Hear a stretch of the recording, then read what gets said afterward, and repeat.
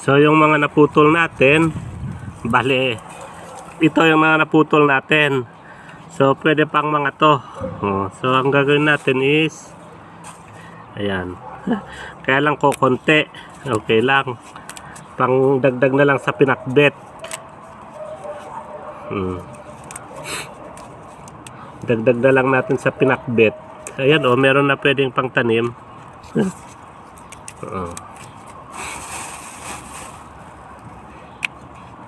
Meron tayong pangdagdag sa pinakbet. Okay na.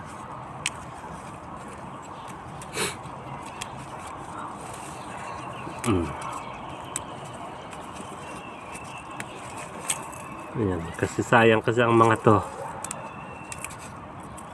Hindi na kasi ito bubunga pa. Wala naman siyang bulaklak. Kung meron siya ng bulaklak, hindi ko na tinanggal. Wala naman ng bulaklak.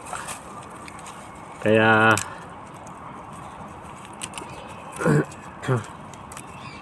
cut na lang natin para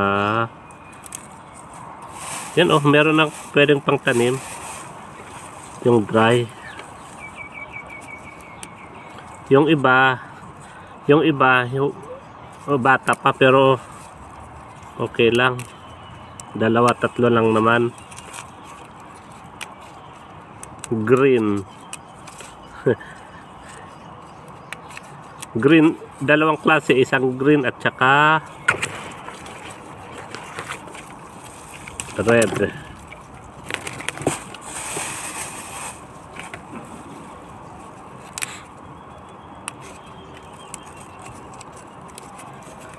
Later pagbubunga uli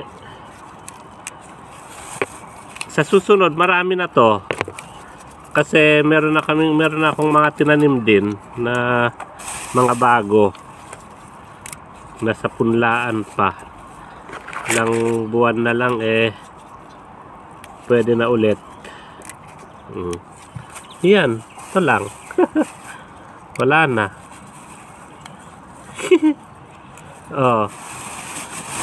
Yan. Pangdagdag lang sa pakbet. Marami din pala. Hindi lang pala pang pakbet. Half siguro, half na baso rin. Yan.